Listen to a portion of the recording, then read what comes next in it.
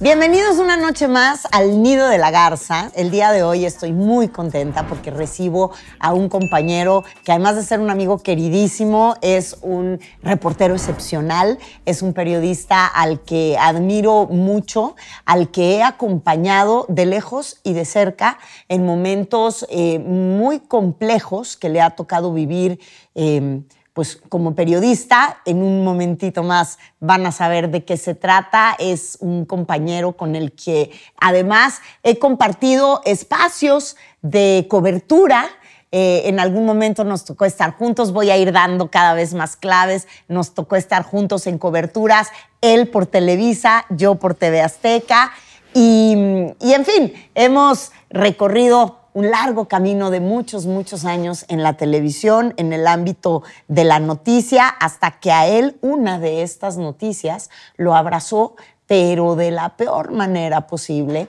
Y su historia no solamente se convirtió en un escándalo, o más bien él se convirtió en uno de los protagonistas de un escándalo que generó un libro que ha dado mucho de qué hablar y una serie en Netflix de uno de los casos que más dio de qué hablar durante el sexenio de Felipe Calderón, que fue el de Florence Cassé. Y esta historia de este secuestro que sigue teniendo, o de esta secuestradora que sigue teniendo muchos mitos alrededor, muchas preguntas sin responder y mucha injusticia también, empezando por él, por este reportero que se convirtió en protagonista de esta noticia sin quererlo, sin haber hecho más que estar haciendo lo que le correspondía esa mañana, que era su trabajo. Mi queridísimo Pablo Reina, bienvenido. Mónica, qué gusto. Gracias por invitarme a este Nido de la Garza, que no quiero saber ni todo lo que se ha dicho aquí, porque la verdad es que he visto muchos de los episodios y sé que aquí se habla y se habla mucho. Pues cómo nos han revolcado las olas en tantos años. Sí, caray. Particularmente a ti los últimos, ¿cuántos? ¿5 años? Pues mira, ya ni sé. Lo único que te puedo decir es que yo soy una persona muy estructurada, muy leal y trabajador, pero el destino me ha hecho que 17 años a la fecha las cosas se muevan distinto. Y pues ya me gustó. Creo que ya me gusta, de alguna manera, el rush, ¿no? De la noticia. De la noticia, sí. Pero también de no estar en tu zona de confort, de que no todo sea... Bueno, tú menos que nadie has estado en la zona de confort. No, pero no por mí. Y ya me acostumbré. Te podría decir que a mí me gusta que todo salga bien y que las cosas... Pero cuando no salen, bueno, pues hay que poner la cara y hay que hacer lo que toca. Así es. ¿Por qué decides ser reportero de noticias? Fíjate que yo desde chavo, yo me iba a los antros como todos y yo llegaba en la noche y llegas, ya sabes, con la adrenalina arriba y yo lo que veía eran noticias. Yo prendía la televisión, veía noticias de España, veía los sistemas informativos de 24 horas y me apasionaba. O sea, a mí me apasionaba mucho el mundo de la noticia.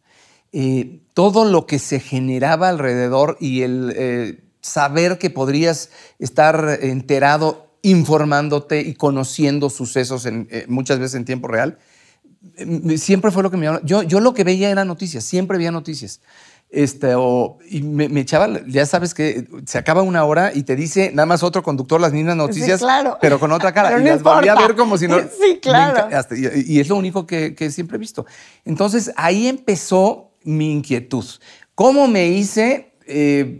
Soy una persona que me gusta ser curioso, me gusta conocer, me gusta preguntar, me gusta saber qué hay más allá de las cosas. Yo veo, por ejemplo, una persona pidiendo dinero en la calle y digo, ¿cuál será su historia? O sea, me encantaría conocer su historia. ¿Por qué llegó ahí? ¿Por qué está ahí?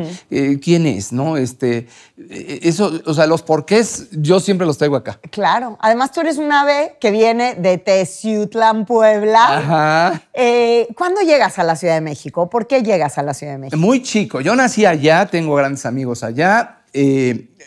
Llegué, yo creo que como a los 12 años, nos venimos a vivir para acá. Mis papás se divorciaron poco antes. A los 12 años, Se divorciaron cuando yo tenía como 8. Ok. Y como a los 12, mi mamá, que es una mujer muy luchona y emprendedora, Sí.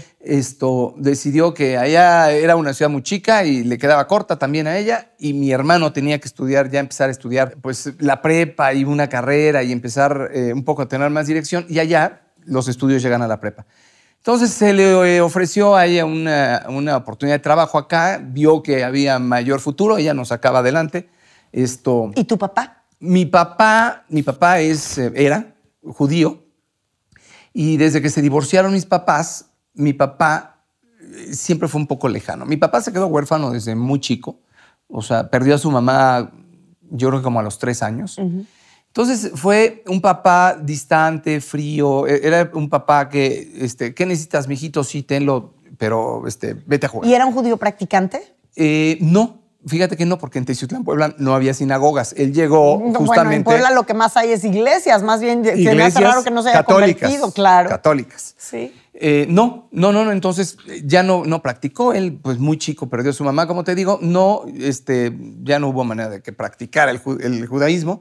Y se casó con mi mamá por la iglesia católica. ¿En serio? Sí, pues era esa o no, No, ya de sé, otra. pero lo dejaron, mi mamá se hubiera tenido que convertir. Pero para haberse podido casar por la iglesia católica, te lo digo porque yo, mi primer marido judío, él se tuvo que convertir para casarse conmigo por la iglesia. Claro. Bueno, aquí mi papá ya llevaba un camino recorrido desde niño en iglesias católicas. Porque desde que llegó a México, mi abuelo llegó con sus hijos chicos, claro. Pues lo que había eran iglesias católicas, pues entonces... Sí, adaptarse.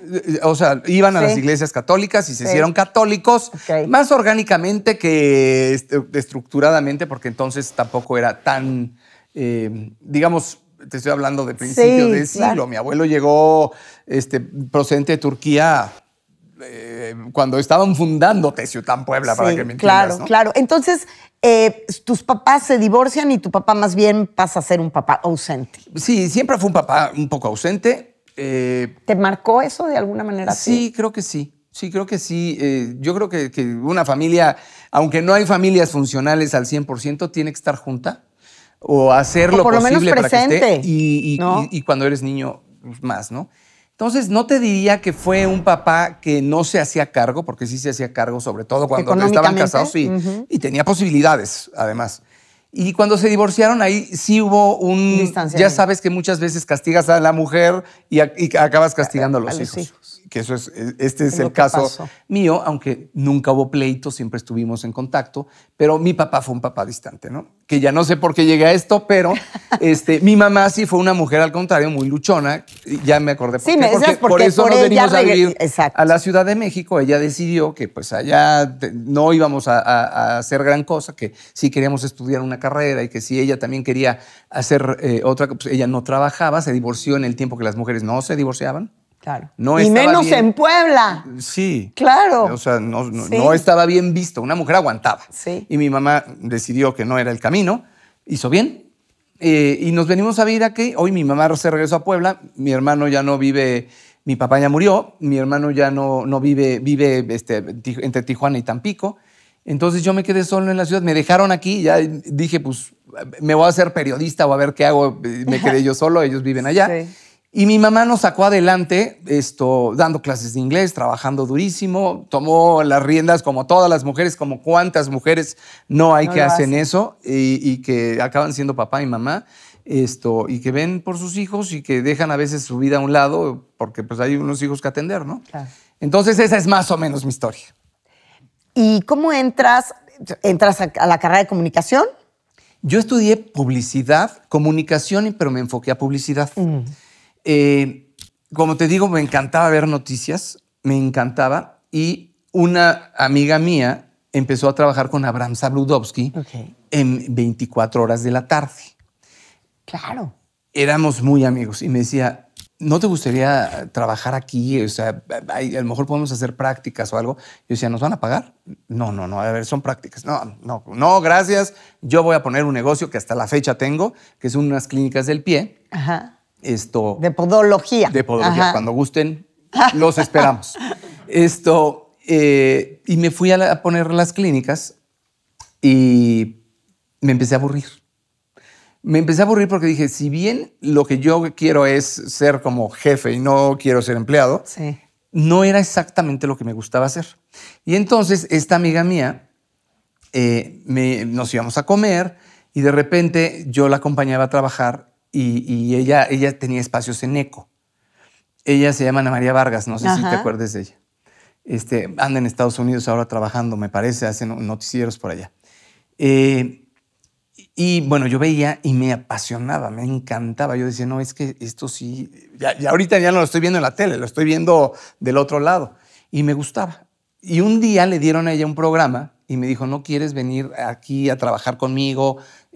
Mira, me ayudarías muchísimo y puedes ir aprendiendo. Pues yo no tenía ni idea. Yo estaba muy enfocado a la publicidad. Sí. Y ya en ese entonces a mis clínicas.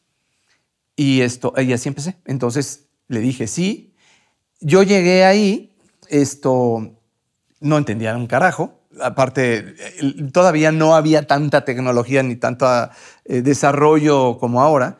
Y me encantaba. Ahí conocí a Erika, mi esposa. Aparte, yo llegué a suplirla a ella, porque Erika ayudaba a mi amiga.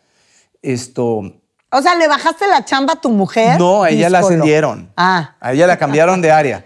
Yo llegué a suplirla porque a ella le iban a dar un mejor puesto. Entonces, ella siempre me dijo, yo te enseño, es muy fácil. Mira, te explico. Y me acuerdo que me decía, este es el cajón de los cables y este es el de los satélites. Hoy te puedo decir que los cables eran noticias nacionales y los satélites noticias internacionales. Pero eso lo tuve que aprender a golpe de... Sí, claro. Porque yo decía, ¿pero cuál es la diferencia? Que un cajón es de los cables y otro de los satélites. Y yo decía, ¿cuál es la diferencia? Entonces yo te explico cuando quieras. Me explicó a medias, siempre se lo reclamo. Sí. Le digo, por eso me casé con ella, para que me acabe de explicar lo que... Me explicó no bajo la sábana. No, ya ahí ya estaba todo entendido.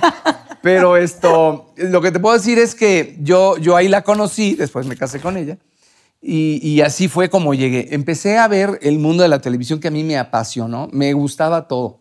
Entonces me decían, ¿qué área te gusta? No sé, es que a mí me gustaba ver la persona que daba el clima, pero lo que pasa en una cabina de televisión, que yo creo que poca gente lo vive y lo sabe porque no estás ahí, es apasionante. Sí, entonces yo decía, yo quiero ser productor o yo quiero ser director de cámaras. Yo quería hacer todo. Pero tú te imaginabas atrás. Es que, ¿sabes qué? Yo veía todo me gustaba. Pero ¿qué pasó? Que mi amiga de repente me decía, oye, ando medio complicada, ¿te echarías una entrevista? Yo me la echo. Oye, hay que hacer tal texto, yo me lo echo. Hay que ir a Sí, hace poquito cubrir, que tú y yo platicábamos en un aventón literal que me dio Pablo. En un evento. Que en esta ciudad se convierte en un viaje. Que se convierte en un viaje y que se convirtió en un viaje de tu historia. Me decías, yo fui por muchos años el que dijo sí a todo siempre. Sí, que también es un error. También lo dijimos. Sabes que en ese sí, yo quiero, yo puedo, yo hoy cuando doy pláticas en las universidades les digo dos cosas. Uno de los consejos es, de verdad, ubíquense qué es lo que necesitan y sepan decir no, porque los nos a veces son muy importantes. Totalmente. Y no regalen su trabajo. No regalen su trabajo. Yo siempre he dicho que la diferencia entre un trabajo y un hobby es el sueldo. Por supuesto.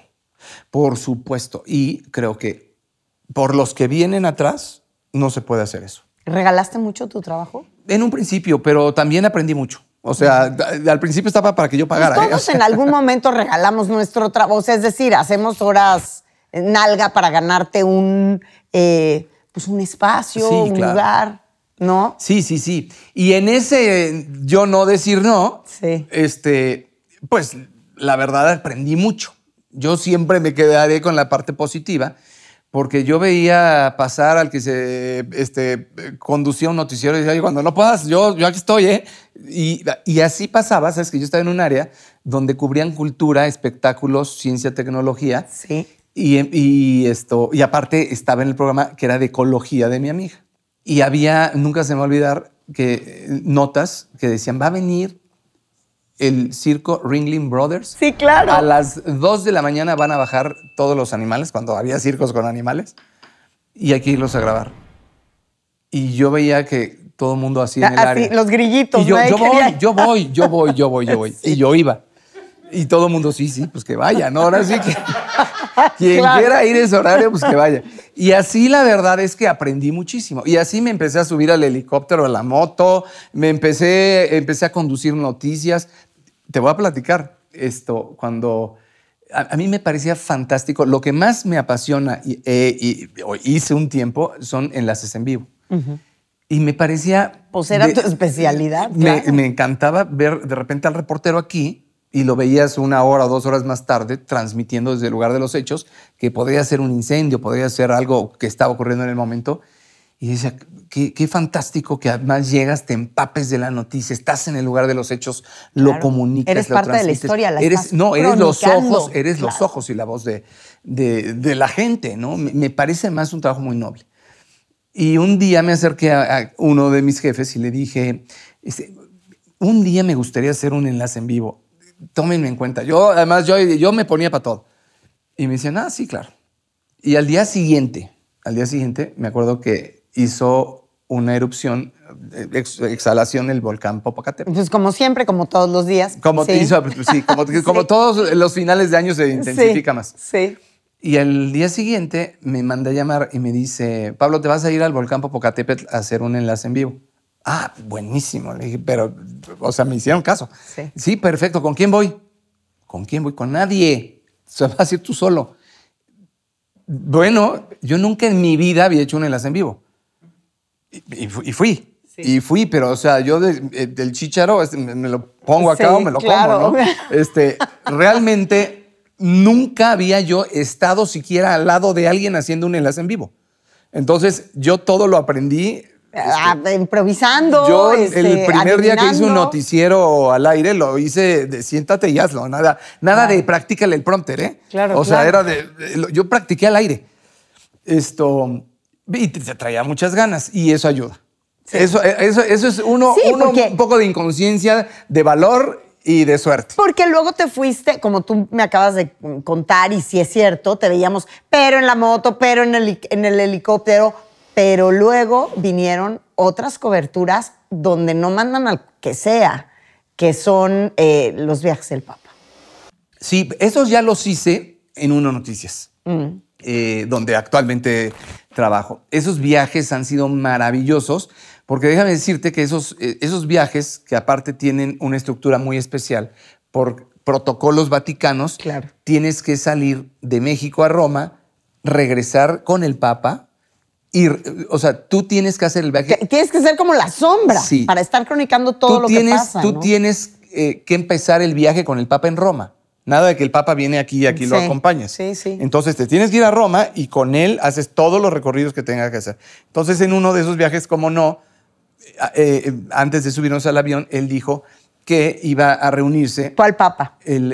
Fue... ¿Ratzinger? ¿O fue ya el Papa Francisco? Fue el Papa Francisco, que se iba... El último. El último, o sea, el último viaje a que México, hizo aquí a México, claro. Decidió hacer una escala en Cuba, porque se iba a reunir con el líder de la iglesia musulmana. Es verdad. Y decidió que había que cambiar la ruta. Y entonces, bueno, eso como periodista es muy valioso. Pero lo que te quiero decir es que es muy enriquecedor porque se convierte en una gran sala de prensa por decenas de horas el avión, donde pasa todos menos un viaje. Entonces tú ves a todos los periodistas parados, nadie duerme, todo el mundo está cronicando, está narrando. Y déjame decirte, por ejemplo, una de las anécdotas que me pasó. En algún momento estábamos aquí en León y yo estaba al aire y siempre te traen como pool de prensa antes de que llegue el Papa y estás diciendo, y bueno, ya estamos a punto de despegar, el Papa viene hacia acá de la ceremonia que acaba de tener y el Papa se sube y entra al baño. Para mí fue muy choqueante el estar narrando y que me preguntaran. Y el Papa siempre va en los asientos de adelante, primera clase. ¿Y dónde está su santidad en este momento? Y su santidad está entrando y todo el mundo lo recibe y se metió al baño. O sea, entonces yo quería quitarme de mi imagen. Todos sabemos de qué tamaño son los baños en los aviones. Claro. Y yo decía, a ver, no me puedo... o sea, ¿cómo voy a describir? Y el Papa se ve cansado. Oye, pues... Me preguntan, ¿se ve cansado el Papa? No, se metió al baño, no sé. Pero no lo podía decir al aire. Entonces, pues, a ver, como todos, venía cansado y quería pasar al baño claro. del Papa. Entonces hice ahí alargué un poco el recorrido de lo que hizo el Papa allá en lo que salía del baño y ya luego narré lo que estaba haciendo. Sí. Pero tienes la oportunidad de ver esas cosas y de ver, pues son humanos como todos. Claro. Y son viajes muy, muy importantes. Pero vamos a regresar a cuando entras a Televisa. Entonces comienzas a hacer pues, estas crónicas, estos reportajes, empiezas a aprender y finalmente llegas pues, al espacio de quien en ese momento era la apuesta para formar al que sería el gran titular de noticias en Televisa, que es Carlos Loret de Mola, en su momento. Pues mira, fíjate que yo llegué a Televisa mucho antes que él.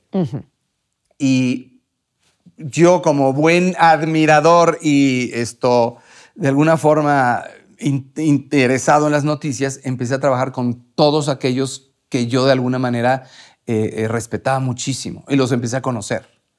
Y empecé a conocer también sus demonios. Claro. O sea, empecé Que esos a son los que jalonearme. salen más rápido. Sí, claro. Empecé a jalonearme con ellos y empecé a tener mis roces con ellos y empecé también a admirarlos mucho ¿Como y quién? a aprenderles. Pues mira, por ejemplo, ¿qué te puedo decir? Trabajé mucho con López Dóriga, aprendí muchísimo de él. Yo tenía que llegar con los periódicos leídos. Ah, sí, él es Pero muy exigente. a las 6 de la mañana yo tenía ya que haber hablado con él y ya tenía que haber leído los periódicos. Hoy es mucho más fácil gracias a las redes sociales. Sí, claro. Antes, tú sabes, consíguete los No, periódicos a las olvídate. 5 de la mañana. Claro, porque además los resúmenes que les dan, los resúmenes estos de, Sí, de- sí, sí, los la sinopsis, mamotretos, la la sinopsis, llega a 7 de la mañana cuando muy temprano. Por supuesto. Entonces O sea, era echarme 20 maromas. Sí tenía la facilidad de entrar a su oficina algunas veces, ver los periódicos que le llegaban a él, pero las desveladas, las mega madrugadas Sí, no son sencillas. eso. Entonces tienes que medir el tiempo de todo y aparte de informarte, Sí. porque yo tenía que llegar a proponerle qué cobertura íbamos a tener o qué coberturas íbamos a tener. Porque yo hacía enlaces varios, no tenía que ser uno, tenía que ser por lo menos 3. Y luego saber qué le interesaba a él. Porque no es lo mismo lo que me interesa a mí o lo que yo pienso que es noticia. Entonces, además que tienes lo que leer el pensamiento de las personas. Por supuesto. Entonces ahí sí me acuerdo, le aprendí mucho, pero sí me acuerdo que sí hubo algunos desencuentros Sí, me imagino. que me decía, pues no me gusta nada. Hoy no me gusta nada de lo que me traes. ¿Y luego qué pasaba? pero ¿Y yo tenía que entonces qué trabajar. hacías? Porque ya iban al aire ya. Exacto. Aparte, yo le decía a veces cuando lo estaban microfoneando y era 3-2, se sienta y yo ya no podía volver a hablar con él. Sas. Entonces era ahí un poco complicado, pero bueno, el corte siempre fue bueno, le aprendí muchísimo. Normalmente siempre todo salía bien. Empezamos ahora sí que a él empezó a gustar mi trabajo, creo. Yo empecé a darme cuenta cuáles eran las noticias que a él le gustaban. Y así trabajé con Jacobo, trabajé con Joaquín, trabajé con todos aquellos que de alguna manera yo veía en la tele y que para mí era un sueño, además de conocerlos, trabajar con ellos.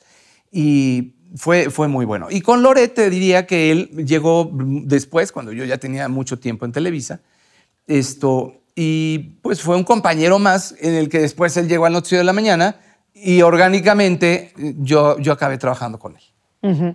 Y en estar trabajando con él, pues llega este capítulo que marca tu carrera profesional y personal, porque además impacta toda tu vida, que fue aquella mañana de cubrir la liberación de estas personas que estaban secuestradas y que involucra, pues, el hoy ya tan conocido caso de Florence Cassé e Israel Vallarta. Fíjate que si uno pudiera adivinar qué días van a ser especiales, diferentes, delicados, afortunados, porque todos los días son distintos y así son las noticias, no hay una noticia igual a otra. Pues podríamos, pero yo también digo, no existe. No existe. Lo que te puedo decir es que para mí ese día fue una mañana más de trabajo, una más de muchísimas, de miles que hubo. Yo trabajé 10 años haciendo lo mismo todos los días. Pero justo lo que tú hablas, esta noticia que se ha convertido en algo que ha sido una bola de nieve hasta la fecha, yo también la vine conociendo con el tiempo. O sea, yo no supe siquiera la gravedad de lo que estaba ocurriendo. A mí me despiden de Televisa, ni siquiera entendí por qué, ¿sabes? O sea, me costó mucho trabajo ir entendiendo y agarrando los hilos y buscando responsables y entendiendo incluso mi papel. Fue muy complicado. Fue muy complicado, muy aleccionador, y lo que te puedo decir hoy es, ha sido un gran aprendizaje. ¿Fue una puesta en escena, Pablo? No. En cuanto a lo que te puedo decir, ahí se montó algo, no. Fue algo manipulado por las autoridades, utilizando a los medios de comunicación, pero sobre todo después reutilizándolos, ¿sabes? Porque si lo hicieron ese día, lo volvieron a hacer cuando aceptaron que eso había ocurrido un día antes de manera distinta. Y aquí lo grave es que no pasó nada. O sea, sigue y seguimos sin entender cuál fue exactamente el motivo por el que los medios no cuestionaron, y hubo algo más allá de, no fue como ocurrió, fue un montaje. Y eso, pero tú como reportero estabas. Eso lo conocimos en Televisa. Pero tú como reportero estabas y sabes perfectamente si estás en el tiempo real o no, porque estabas ahí. Claro, por eso yo te lo puedo decir. Yo estuve en tiempo real. Lo que se dice, si hubo toma 2, una escenificación, algo. Me han preguntado hasta el cansancio si noté algo distinto. Absolutamente. Y te quiero decir algo. No estuve solo ahí. Por supuesto. Hubo decenas de ojos de periodistas de otros medios que poco a poco me los he ido reencontrando, colegas que me dicen, yo también estuve ahí esa mañana. No hay uno que haya dicho, ¿what? ¿Esto qué es otra cosa? Lo que hicieron ellos es manipular los tiempos de un hecho que hasta el momento, que hoy con tanto lodo que ha habido en este caso, hay dudas de todo. Hay dudas si las víctimas fueron víctimas y los responsables fueron responsables. Y es gravísimo que no lo sepamos a la fecha. Pero eso... estaba claro. Hay nombres, no, hay Pablo, nombres de quién hizo eso. Pero estaba claro. Y hay carpetas de investigación que son muy claras, con señalamientos muy claros. Está claro hoy. Ese día no estaba claro. No, está claro pero hoy. Esas carpetas de investigación se integraron. O sea, es decir, hoy a mí me parece que no podemos venir a poner en tela de duda si Florence Cassé es culpable o no, o sea, que hubo fallas al debido proceso y eso la liberó, sí. Que era una secuestradora. Además, confesa también. Ella no confesó nunca. El que confesó fue él. El tema es, lo que tú dices, estaba claro, está claro hoy. Hay cosas que están claras hoy. Ese día no estaba claro nada. Ese día todo fue manipulado. Y lo que te quiero decir... ¿No estaba manipulado o no? A ver, está manipulado. Hoy lo sabemos. Hoy lo sabemos. Ese día recurrimos todos los medios que estuvimos ahí, yo por haber sido uno de los primeros en haber llegado, a la autoridad que se supone tenía la información y una investigación en curso y en sus manos. ¿Qué hace un periodista? Recurrir a la fuente responsable, y la única fuente que era la que tenía los datos eran ellos. Es verdad. Los que mintieron fueron ellos. Es verdad que tú te adelantaste porque ya estabas ahí, porque sabías que iba a comenzar la acción en minutos, porque estabas recibiendo una instrucción de la cabina del noticiero. ¿Qué parte de todo eso que se ha manejado, que sigue siendo un mito, pero cuya verdad tú sí conoces, qué parte de eso es verdad? ¿Qué pasó? Bueno, a ver, no estoy entendiendo bien tu pregunta, pero si la pregunta es que yo me adelanté a entrar. Ajá, a entrar al aire. A decir, va a suceder esto, y se adelantaron los tiempos. A ver, esto es importante. Ajá. Se supone que estaba ocurriendo un operativo. Exacto. Los procedimientos de la policía antes y ahora yo los desconozco. Yo no sé si tienen meses de investigación, si les toma un día. Supongo que cada caso es distinto. Y a lo que a mí me convocaron es a entrevistar a presuntos responsables y a víctimas. A mí nunca me dijeron, vas a llegar con nosotros a ver qué encontramos, ni me dijeron, no hemos investigado absolutamente nada. Me dijeron, tenemos datos y te permitimos entrar al lugar y entrevistar a presuntos responsables y a las víctimas. Uh-huh. Eso fue lo que pasó. O sea, esas respuestas que tú estás pidiendo las tiene quienes finalmente estuvieron organizando lo que hoy sí sabemos no fue como nos lo presentaron. Sí. Pero ese día nos presentaron algo manipulado como ellos hoy sabemos lo quisieron hacer. Entonces, yo entré cuando me permitieron entrar y porque me han cuestionado mucho, pero había policía adentro y había policía afuera.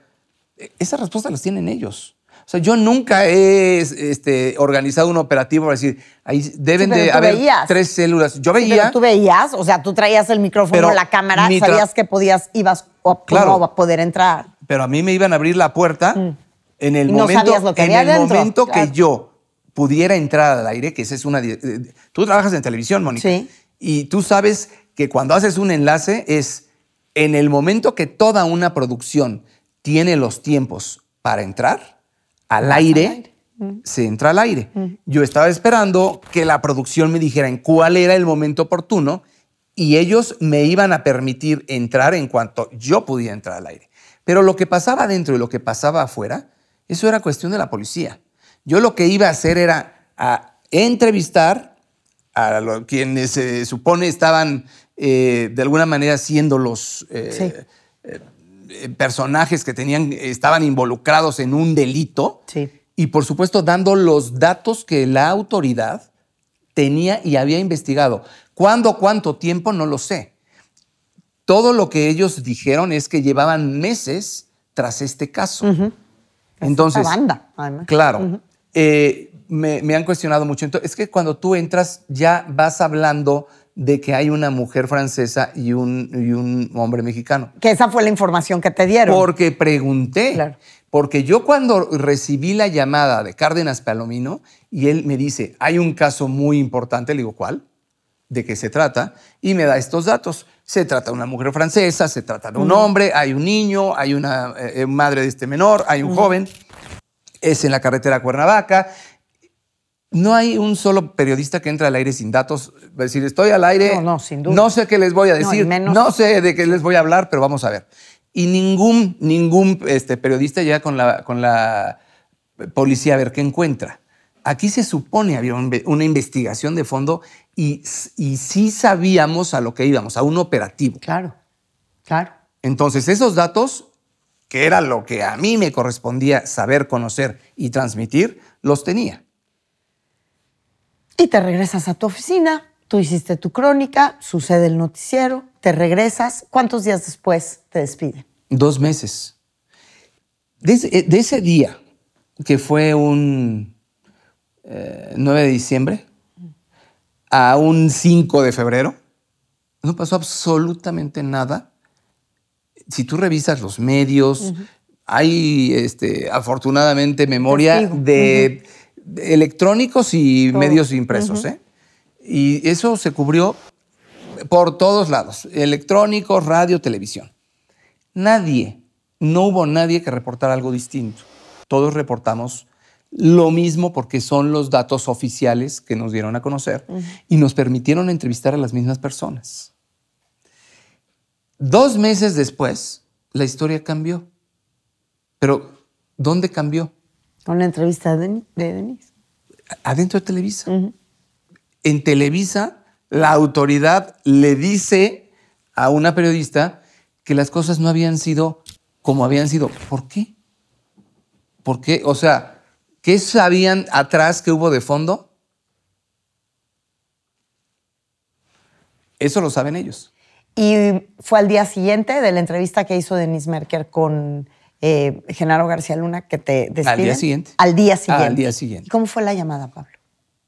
Para despedirme. Sí, ¿cómo fue? O sea, ¿cómo te mandaron llamar a una oficina? ¿Cómo fue? Yo ese día hice mi cobertura como siempre. Yo hice enlaces en vivo en la mañana. O sea, aparte de mi trabajo, yo hice durante 10 años enlaces en vivo todos los días. Era día festivo, me acuerdo. Era un 5 de febrero. Normalmente los jefes no van a trabajar el 5 de febrero. Todo eso lo cuento en un libro, ¿eh? Que ahí tenemos. Sí. Me manda a llamar uno de mis jefes, Amador Narcia. Y dije, qué raro que en día festivo, saliendo, me mandan a llamar. Pero yo voy, ¿no? Entonces, cuando yo entré a su oficina, me pasó justo ese tramo del programa donde Denise Merker le preguntaba a Genaro García Luna que eso no había sido como había sido, que la detención de la ciudadana francesa y de Israel Vallarta había sido un día antes. Y dice, efectivamente, pero se hizo una recreación a petición de los medios. Yo cuando vi eso, o sea, yo le dije, ¿de qué habla? ¿Tú la noche anterior no habías visto el No lo vi. Dije, ¿de qué habla? Lo que me sorprendió después, revisando yo el material nuevamente, es que Denise nunca le preguntó ¿qué medios? ¿Quién de qué medio? Que es una pregunta muy lógica, pues ya te están acusando. Claro. Además, si no había culpa, ¿por qué me despidieron? Entonces, bueno, para simplificarte, yo dije, no sé de qué hablan, no estoy entendiendo, cosa que realmente yo no entendía de qué hablaban. Y lo que me llamó mucho la atención, con el tiempo vas armando, es que me dijo en ese momento Amador Narcia me dijo, va a haber un conflicto diplomático. El gobierno va a tener un conflicto diplomático y Televisa tiene en duda su credibilidad. Me dijo, ¿y tú fuiste el responsable de eso? Yo dije, o sea, como si tú hubieras sido aquel que pidió. No, que a ver. Ahora sí que a petición de los medios significaba yo te voy a decir Pablo una cosa. Reina. O sea, tú entendiste que a ti te estaban acusando. No, en ese entonces yo no entendía nada. ¿Qué periodista tiene la capacidad de irle a decir a un mando policial y le quiero ver cómo capturaron y te lo van a repetir? Y van a poner a las víctimas otra vez y las víctimas lo van a permitir y van a volver a hacer, o sea, ¿por? O sea, eso es absurdo. Y conclusión, ese fue mi último día en Televisa. No entendí absolutamente nada. Poco a poco yo empecé a atar cabos, a investigar. Y a raíz de eso, yo fui el más interesado en que eso se aclarara. Claro. Y yo puse, lo cuento en el libro, realmente todos mis sentidos y me retiré de los medios. Y dije, yo quiero conocer qué pasó. Y acudí a la Comisión Nacional de los Derechos Humanos a pedir una investigación. Y me acuerdo que cuando llegué con Luis Raúl González Pérez, me dijo, mira, Pablo, este es un caso que aquí ha venido la familia, se está investigando. Lo que te quiero decir es que aquí cualquier anomalía se va a saber. La haya cometido quien la haya cometido. Le dije, eso quiero. Eso es lo que quiero. Eso es lo que necesito yo también. ¿Qué te dijo Carlos Loret de Mola? Con Carlos tuve una llamada ese mismo día. Le llamé para despedirme. Y me dijo que no me preocupara, que él iba a ver qué había pasado y que me devolvía la llamada. La sigo esperando. Hoy entendí qué pasó. Obviamente, ahí había un conflicto entre dos gobiernos y Televisa claramente quería apoyar al gobierno de México. Sí, claro, porque claramente. Pues sí. Este libro que tenemos aquí, que estamos viendo y que es el libro que les voy a enseñar, es el libro al que tanto se refiere Pablo. Para muchos, muchísimos lo hemos leído, muchos evidentemente no. El caso de Florence Cassé, mi testimonio. ¿Cuánto tiempo tuvo que pasar para que tú tomaras la decisión de escribir tu testimonio? Fíjate que yo nunca quise escribir un libro y me lo propusieron muchísimas veces en diferentes ocasiones. Después de toda... porque yo acabé teniendo un litigio contra Televisa y otro para que se investigara este caso en la comisión, salió una resolución. El único documento que existe donde la autoridad de aquel entonces reconoce que mintió se obtuvo gracias a la investigación que se hizo en la Comisión Nacional de los Derechos Humanos y viene dirigido a mí. Ese documento lo utilizó incluso Florence Cassé en su defensa. Y su abogado cada vez que daba una entrevista mencionaba este documento. Lo que nunca decía es que ese documento lo obtuve yo y que viene dirigido a mí. Está en el libro el documento. Es público, Sí, ¿eh? así es. Es público.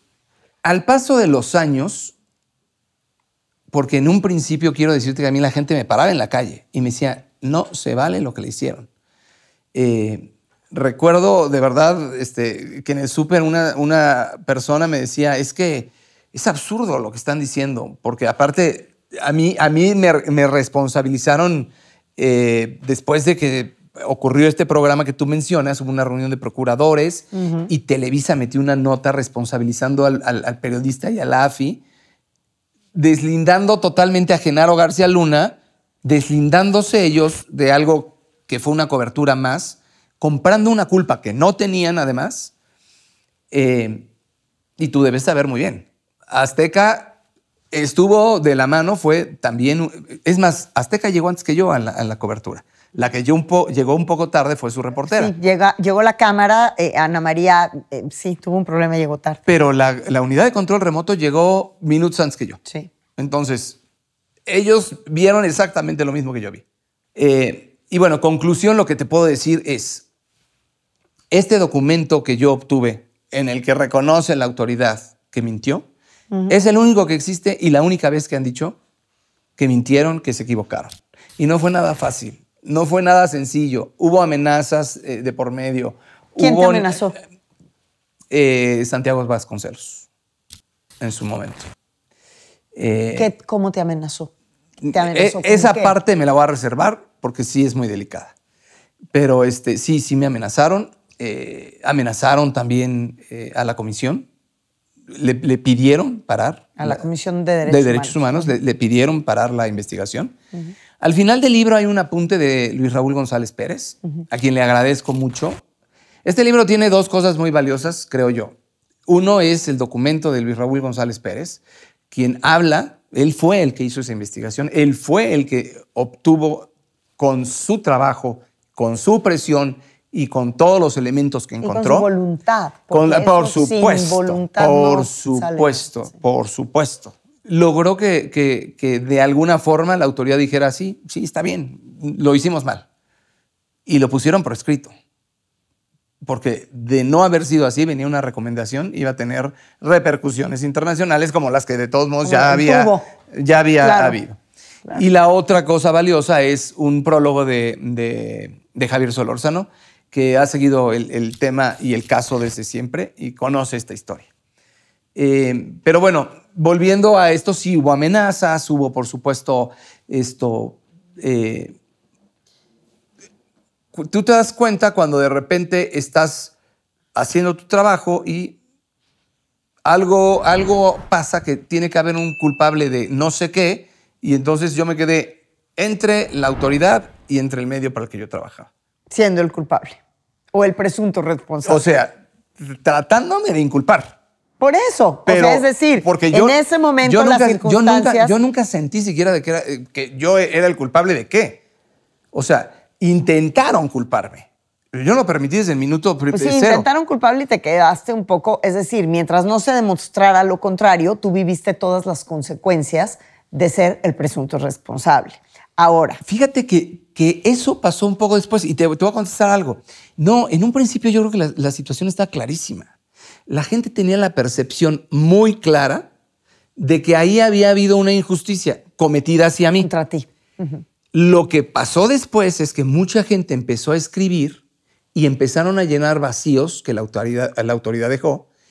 Y yo, al haber sacado el documento, hacerlo público, yo me quedé muy tranquilo. Sentí que mi responsabilidad ante este caso y lo que yo tenía que explicar lo había hecho. Y entonces empezaron a generar mitos y suposiciones de lo que no pasó o de lo que no fue.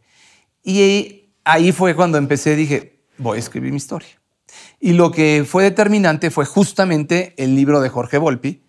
Cuando leí el libro de Jorge Volpi y cuando lo oí dar varias entrevistas, dije, me parece que es momento de hablar.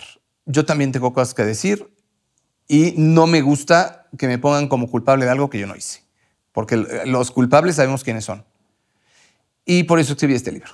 Y hoy, incluso al paso del tiempo, que te puedo decir que siguen contando esta historia en la televisión, en series, pues tienen versiones en las que ellos creen, que no quiere decir que todo sea así. ¿Estás de acuerdo con la versión que maneja o que defiende o que sostiene la serie de Netflix sobre el caso de Florence Cassel? No, porque la serie está hecha en ellos son inocentes, todos los demás son culpables y les hicieron. No fue así. No fue así. Y yo con la producción incluso... Pero tú participaste en la serie. Yo participé, pero la producción conoció lo que yo hice por este caso. Ellos decidieron manejarla conforme el libro que ellos tenían como guión. Pero eso no quiere decir que toda la historia está contada. Yo he hecho cosas por este caso. O sea, yo no soy una persona que cooperó con ellos. Yo soy una persona que me inconformé desde el minuto 1. Yo hice una investigación, o sea, te podría decir, las fechas son pegaditas a cuando ocurre el programa de Denise. Yo días después me presenté en la comisión. Yo no me esperé un mes. Yo no empecé a buscar cámaras y empecé a dar entrevistas. Sí, no. O sea, yo hice cosas en los medios porque creo que era el momento de hablar. Pero no me quedé con los brazos cruzados. O sea, yo fui ante instancias que tenían, digamos, la jurisdicción, la jurisprudencia para actuar. O las atribuciones. Las atribuciones, y no podía ir a la PGR porque la PGR era la AFI. Claro. Entonces, Mónica, faltan mecanismos de defensa para los periodistas. Bueno. Antes y ahora. Ahora, por supuesto. Ahora hay algunos. Ahora, esta es la historia publicada varias veces por Volpi, por ti, por Netflix y por otros tantos, y litros de tinta se han derramado en la prensa escrita sobre este caso. A mí la que me interesaría contar aquí es la historia no publicada de lo que pasó con Pablo Reina, más allá del caso. La realidad es que tú sales, como entraste un día, de Televisa sin nada. Y te encuentras con que tienes que defender una dignidad periodística, una carrera periodística, una estabilidad familiar, porque me imagino que impactó en tu familia de una forma muy dura y que tuvo un impacto emocional también en ti que tiene que haber sido muy difícil de superar, Pablo. Fíjate que cuando pasó todo esto, o sea, yo cuando salí de Televisa, además, yo cuando trabajé en Televisa, la verdad es que aprendí mucho y los 10 años que yo trabajé fueron de luna de miel hasta ese día. Sí. Cuando salí, me costó mucho tiempo entender, ¿sabes? Yo siempre supe que un día me iba a ir de Televisa. Yo vi salir a mucha gente muy importante. Yo dije, esto no va a durar para toda la vida y hay vida después de Televisa y hoy lo tengo más claro que nunca. Me costó mucho tiempo entender la gravedad de esto y entender de qué estábamos hablando. Me costó mucho tiempo que me cayera el 20. Hubo, por supuesto, un precio muy, muy caro, hablando profesionalmente, porque también me di cuenta que me estaban acusando, me estaban señalando y me estaban manchando. Y tú sabes que los periodistas trabajamos con nuestro nombre. Sí, con la credibilidad. Sobre todo. Y fíjate, ya nadie te quiso, o sea, eras como el apestado, de entrada, ¿no? yo no busqué trabajo de entrada. Yo lo que quería era aclarar. Yo siempre he tenido negocios, entonces no era prioridad para mí regresar a los medios. Yo quería entender, pero sí me di cuenta, porque después sí empecé a buscar trabajo y tuve ofertas, y también me empecé a dar cuenta cómo esas ofertas de repente se iban apagando y se iba metiendo por ahí una mano negra. O sea, se iba metiendo ahí una mano negra. ¿A qué te refieres? ¿Que había alguien que impedía que se...? Televisa, claramente, empresas que tenían buena relación con Televisa no me iban a contratar. Punto. Así de claro. Un costo familiar, por supuesto, lo que te decía yo, pues, todo era era mi esposa trabajaba en los medios, yo trabajaba en los medios. ¿Tu esposa se vio afectada en su trabajo por esta situación? No, por esta situación no. Al contrario, ella trabajaba en aquel entonces en Grupo Imagen. Yo después tuve una oferta en Grupo Imagen y trabajé en Grupo Imagen. No fue así. Tu hija, Pablo, porque de pronto esos son los daños colaterales gravísimos. ¿Por qué va a la escuela? Porque mi hija estaba recién nacida, ¿sabes? O sea, mi hija hoy en ese momento hoy acaba de conocer la historia. O sea, digo, la he descontaminado de esta historia, pero siempre se la he contado. Y conforme ha ido creciendo, la he ido conociendo. Hoy la conoce bien. En aquel entonces era muy chica. En mi familia, lo que te podría decir fue muy fuerte, pero también fue una gran oportunidad de conocer el apoyo de mi esposa, de mi mamá, de mi familia política, de conocer realmente lo importante que es la familia. Y si alguien te puedo decir que ha sido solidaria conmigo y ha tenido las mejores ideas de qué hacer y qué no hacer en muchos casos, y ha sido, digamos, mi termómetro, es mi esposa, Erika. Uh-huh. Entonces, ha sido muy valioso también darme cuenta de otras cosas. Me di cuenta también del valor de los amigos.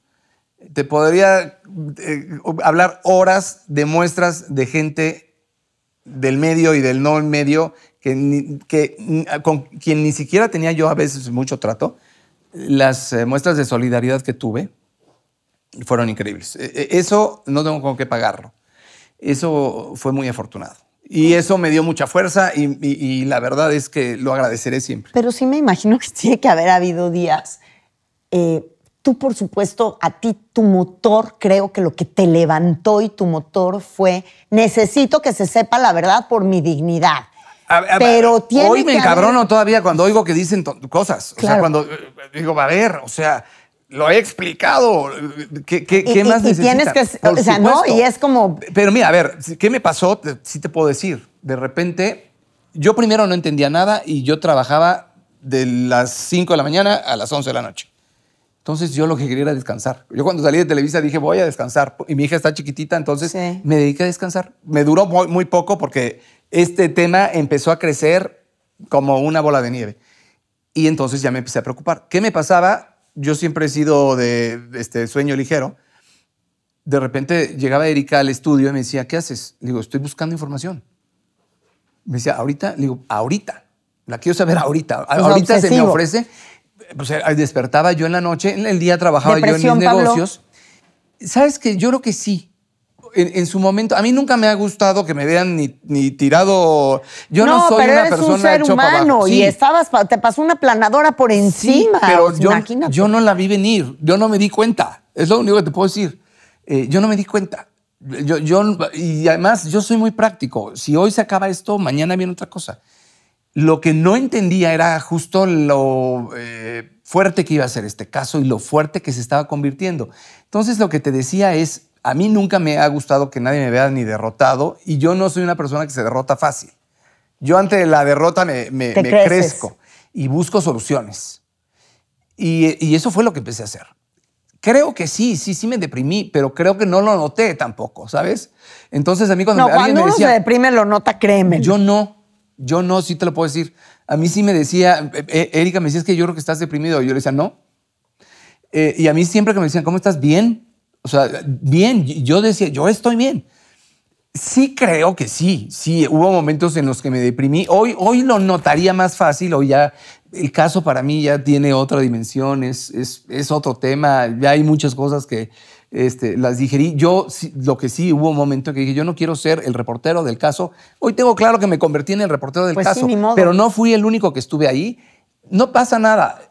Hoy es parte de mi historia, lo he explicado muy bien. Estoy muy orgulloso de lo que he hecho, de cómo lo sobrellevé, de cómo lo saqué adelante. Muy contento de haber regresado a los medios, muy agradecido, por ejemplo, con quienes son mis jefes hoy, de que hayan creído en mí, de que me conozcan y sepan quién soy. Porque yo te voy a decir una cosa, llevo 20 y tantos años trabajando en esto. Yo no le he dado un dolor de cabeza a nadie de las personas que me ha contratado. O sea, yo nunca he falseado una información. Nunca. Ni ese día. y fue una oportunidad también, pues, de tener que volver a empezar. Fue una oportunidad de volver a empezar, porque tuviste que volver a empezar, prácticamente. Sí. Fíjate Yo creo que sí, Pablo. Yo creo que el día de hoy ya tienes lo que te quiero decir, otro peso, tienes otra presencia, tienes... digo, yo lo veía, coincidimos hace poco en la presentación de un libro en la Suprema Corte de Justicia, muy importante, fuiste mencionado con toda deferencia por la escritora del libro. O sea, y ahí no tenía tanto que ver ni tu libro ni el caso, tenía que ver el trabajo que has venido haciendo en los últimos años. Esa parte, Mónica, te lo agradezco. No sé. A ver, yo te voy a decir algo. Yo siempre he tenido claro quién soy y cuál es mi trabajo. Cuando yo salí, por supuesto, me empecé a dar cuenta, y hoy te lo puedo decir, con el libro, me han entrevistado muchísimos periodistas, la gran mayoría son de mis amigos, y muchos que incluso son mis amigos, no me entrevistan porque tienen compromisos con Televisa, pero yo lo entiendo. Algunos incluso están dentro de Televisa. Son mis grandes amigos. No pasa nada. Entonces, yo sé muy bien hoy distinguir el trabajo de la amistad. También yo he entendido que yo sé quién soy, siempre lo he sabido. Estoy donde quiero estar. Nunca me ha faltado trabajo. Te puedo decir que a pesar de este caso, yo fui el que decidí dejar de trabajar en lo que se investigaba.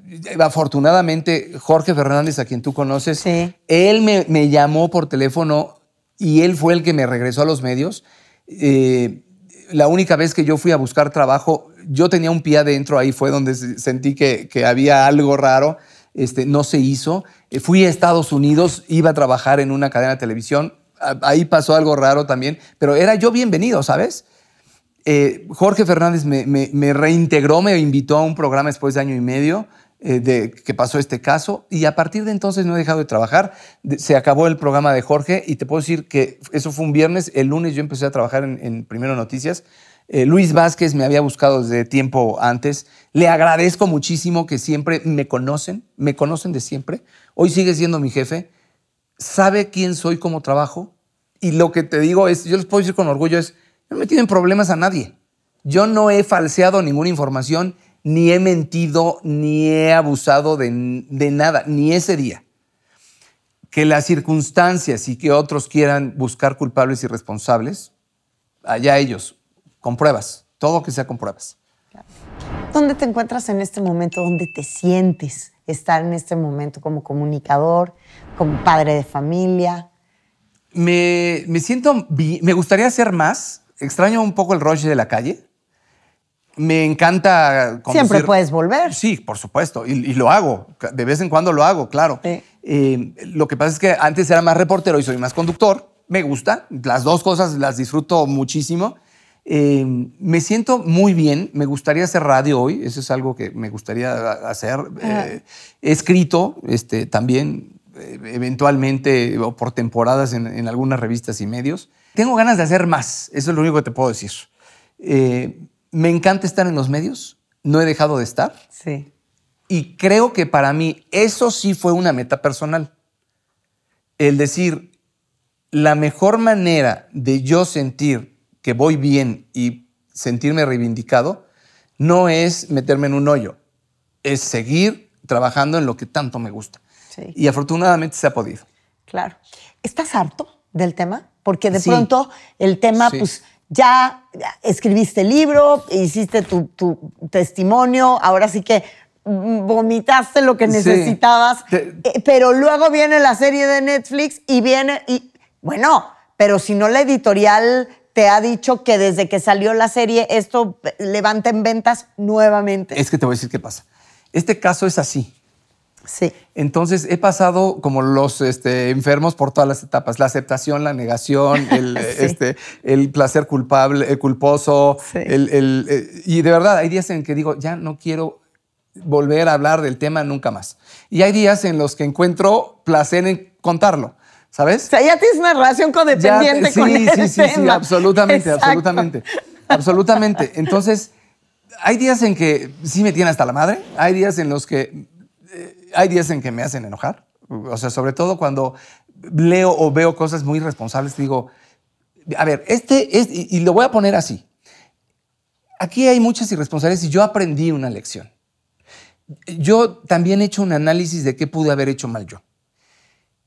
Y muchos de los críticos del caso hacen justo lo que critican. Hablar sin pruebas, claro. Decir es que me dijo, Sí, juicios de valor. Y este caso es justamente un antes y un después de eso, en el que yo, quiero aclarar, no tuve nada que ver, más que ser el reportero que estuvo ahí. Sí. Y si algo tengo que hacer un mea culpa, es tal vez le hablé muy golpeado a las presuntas víctimas. Yo tenía una adrenalina muy arriba ese día. No es fácil estar rodeado de armas, con personas que se suponen que son peligrosas, o por lo menos así me las pintaron. Había una adrenalina especial. No le falté respeto a nadie. Yo no le toqué un pelo a nadie. Yo no toqué físicamente a nadie. Entonces sí, claro, para mí ha sido también un aprendizaje y he hecho un análisis de qué pude haber hecho distinto y en qué me pude haber equivocado. Pero yo creo que también nos toca a todos como sociedad. Total. Porque este caso desnuda a muchos otros, que no se nos olvide. Nada más que en este sí encontramos lo que en otros creíamos o creemos que pasó, pero no lo hemos visto. Entonces aprendamos. Pues yo creo que lo que es sensacional, fíjate, lo que acabas de decir es creo que lo más valioso. Finalmente es un caso que es una montaña rusa, sube, baja, a veces vas más rápido, más lento, pero no te deja de aleccionar. Entonces a lo mejor se convirtió en tu oportunidad de vida también. Mira, yo no creo en el hubiera. Si pasó es por algo. Y si pasó hay que aprenderle. Así es. Me hubiera encantado, porque me dicen, ¿te hubiera encantado que no pasara? Pues no sé, ya pasó y es lo que hay. No, a mí no me gustan los conflictos ni los problemas, ni me gusta.